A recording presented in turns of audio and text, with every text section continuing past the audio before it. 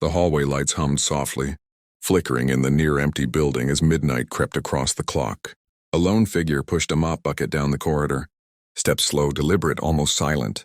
His name was Daniel Cole.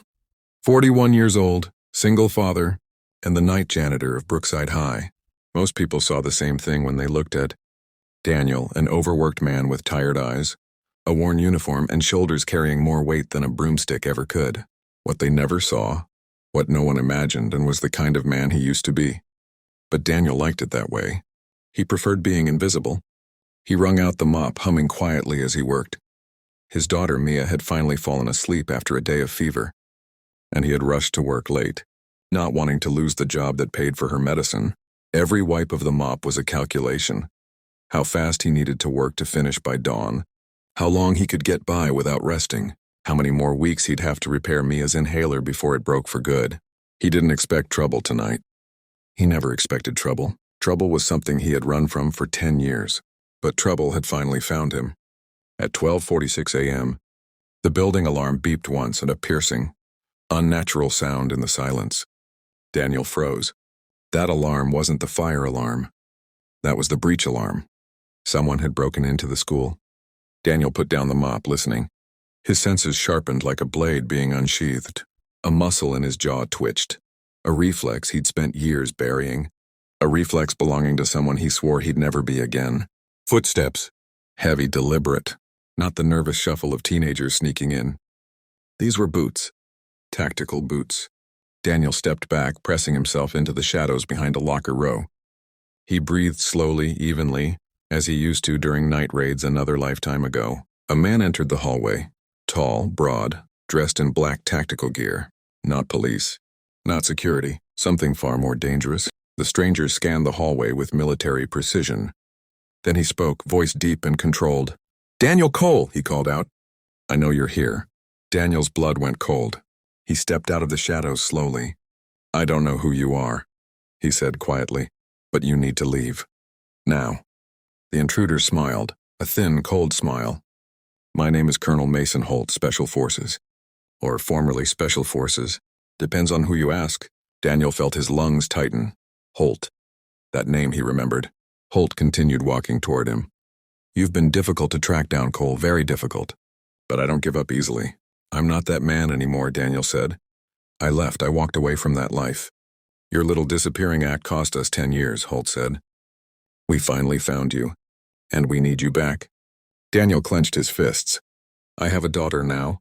I made a choice." Holt tilted his head. "And I made mine." Holt reached behind his back, not for a gun, but for a small device. He flicked it on. A hologram shimmered into existence. A photo of a building. Heavily guarded, circled in red. "We're taking down a black market weapons syndicate. You're the only one who knows their internal layout. We need you on this tonight." Daniel stepped back. "No. You don't get to say no," Holt said quietly. Suddenly, more footsteps echoed from behind Holt. 2 more operatives entered, both armed. A 3-man military team. In a school? Not for Daniel's safety. For his capture. Daniel raised his hand slowly. "If you take me, my daughter..." Holt cut him off. "She'll be fine. We'll arrange protection. But we need you now." Daniel's pulse roared in his ears. He forced himself to stay calm. "Let me call her. Let me tell her." Holt shook his head. "We don't have time." The smallest operative moved behind Daniel. A rookie, judging by the way he held his stance too rigidly. Daniel closed his eyes. In those seconds, his mind flashed back. The desert sand beneath his boots. The gunfire cracking through the night. The faces of men he had saved, men lost. The day he walked away. The vow he made. The promise to the tiny newborn in his arms. Never again. He opened his eyes. "I'm sorry," Daniel whispered. Then he moved. His hand shot up, grabbing the rookie's wrist, twisting hard. The rookie yelped, gun flying out of his grip with a clatter that echoed down the hall. Holt's eyes widened. "Cole, don't!" But it was too late. Daniel swung the rookie into the second operative, sending both crashing into a metal locker. He kicked the gun away and pivoted, sweeping Holt's legs. Holt stumbled, caught off guard. Daniel backed up, breathing heavily. "I don't want to fight you." Holt rose slowly, rubbing his jaw. "You're better than I remembered." "I told you," Daniel said. "I left for a reason. You walked away from us, Holt snapped. Your team. Your country. I walked towards something more important, Daniel shot back. They stood in silence for a moment. Two men forged from the same fire, now standing on opposite sides. Holt gave a sharp gesture. His operatives regrouped. Last chance, Cole. But Daniel was already scanning the environment, mapping escape routes, calculating risks. The school's old architecture gave him one advantage: the air ducts. You should walk away, Holt, Daniel said quietly. Holt shook his head. Not happening. Daniel grabbed his mop bucket, not as a weapon, but as a distraction, and hurled it toward the operatives. Water splashed across the floor. They slipped, crashing into each other again. In the chaos, Daniel sprinted down the hallway, skidding around the corner and diving into a maintenance room. He slammed the door shut and locked it, dragging a metal shelf in front of it. He climbed onto the desk, pushed open the air vent grate, and hauled himself in just seconds before the door below burst open. Holt's voice thundered from below. You won't get far, Cole. I don't need to get far, Daniel muttered. Just long enough. The vent was narrow, dusty, and suffocatingly tight, but Daniel moved with practiced ease. He had crawled through tighter spaces in worse conditions. He followed the winding, metal passageway until he reached the central. Building's ventilation dropped near the office. He kicked the grate open, landing silently on carpet. His chest heaved. His hands trembled. Not from fear, but from the thought of Mia alone at home. If Holt found her. Daniel grabbed the office phone. Dead. Lines cut. He checked the computer. Offline, power tampered. Holt had planned this. Daniel sank into the chair. I'm sorry, Mia, he whispered. Then he stood. There was no room for weakness now. He opened a drawer, rummaging through school supplies until he found what he needed. Scissors, duct tape, a metal ruler, and a small first aid kit. Improvised weapons. He slipped out into the hallway again. Holt's operatives were regrouping at the far end, scanning rooms methodically. Daniel took a deep breath and ducked into the dark of the auditorium.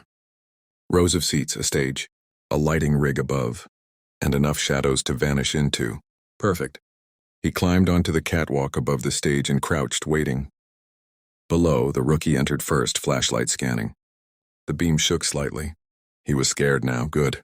Daniel dropped silently behind him, wrapped the tape around his mouth, and lowered him gently to the floor. Then he whispered, Stay down. Don't follow them. Don't become what he is. The rookie nodded rapidly, terrified. Daniel slipped away again. Next was the second operative, bulkier, more confident. He moved with controlled precision, weapon raised. Daniel created a distraction by tossing a screw across the far side. The operative turned. Daniel leaped from the shadows, sweeping his legs, tugging the gun free, and taping his hands before he could shout. 2 down. But Holt was the real threat. Daniel felt Holt arriving before he heard him. That presence, wide, cold, calculating, unafraid. Holt stepped into the auditorium alone, closing the door behind him. We need to talk, Holt said. Daniel stepped out of the shadows, ruler turned blade in hand. No, we don't. Holt's eyes flicked over the makeshift weapon. Still creative, I see. I don't want to hurt you, Daniel said. But you will, Holt replied. Because that's who you are. A weapon. Daniel's jaw tightened. Not anymore. You think being a janitor makes you harmless? Holt scoffed. You think mopping floors erases the blood on your hands? Daniel bared his teeth. It keeps my daughter safe. Holt's expression hardened. Your daughter doesn't need a janitor for a father. She needs a warrior. Daniel lunged. Their fight exploded across the auditorium. Fists striking, boots scraping, bodies slamming into seats. Holt was stronger, but Daniel was faster. Holt was trained, but Daniel was unpredictable. Years of suppressed reflexes surged through Daniel like wildfire. Holt punched Daniel in the ribs. Daniel gasped but countered with an elbow to the jaw. You're good, Holt grunted. Daniel wiped blood from his lip. I'm a dad.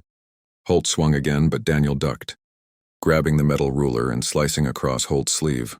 A warning. Not a wound. Holt stepped back, chest heaving. You need to come back with me, Cole, for the mission. For the team. No, Daniel said. For my daughter. Holt stared at him for a long moment. Then he said quietly, What would she think? If she knew who you really were? Daniel's face changed. Quiet fury, a storm. He rushed Holt, tackling him to the ground. They rolled across the floor, grappling. Holt reached for Daniel's neck, but Daniel twisted free and pinned Holt's arm. "Don't ever say her name," Daniel growled. They struggled, breath ragged. Holt managed to flip Daniel, slamming him into the stage steps. Daniel groaned. Holt stood over him. "You can't escape what you are." Daniel rose slowly. Pain radiated through him. Ribs likely bruised, shoulder aching, but he stood. "For her," he whispered, "I can be anything." Then he charged, using Holt's own momentum against him, flipping him over the railing. Holt landed on the stage below with a thud but wasn't knocked out. Daniel climbed down, exhausted. "It's over." Holt lay there staring at him. Then he smiled. Not a mocking smile, a resigned one. "You always were the best of us," Holt said quietly. "The only one who fought for something real." Daniel blinked, chest still heaving. "A what?" Holt sat up slowly, wincing. "I wasn't here to force you back. I was here to see if you still had it. To see if the man we remembered still existed." Daniel stared, confused and furious. "You attacked me." "I tested you," Holt corrected. "And you passed." Daniel shook his head in disbelief. "You risked my life." "And I'd do it again," Holt said, standing. "Because the mission isn't about your skills. It's about the enemy targeting your daughter." Daniel froze. His heart nearly stopped. "What?" Holt didn't smile this time. "The syndicate you infiltrated 10 years ago. They finally found out who you are. They're coming for you. And for her." Daniel felt the world tilt. Holt continued, "We didn't come to take you. We came to warn you, and to bring you in voluntarily, because you're the only one who can stop them." Daniel's hands shook. "You could have just told me." "Would you have believed me?" Holt asked quietly. Daniel clenched his fists. "Oh no!" Holt walked toward him slowly. "Then now you understand the stakes. You can stay here, keep cleaning floors, hoping they never find you. But they will find you, or you can fight back. For real this time." Daniel closed his eyes. He saw Mia's face, her smile, her innocence. He saw the truth. He opened his eyes. "When do we leave?" Holt nodded. "Now." Daniel looked around at the destroyed auditorium. The chaos, the broken pieces. Of his past he could no longer run from. He whispered to himself, "I'll come back for you, Mia. I promise." Because he was no longer just a janitor. He was a father. And a father will fight the world. If you want, I can write.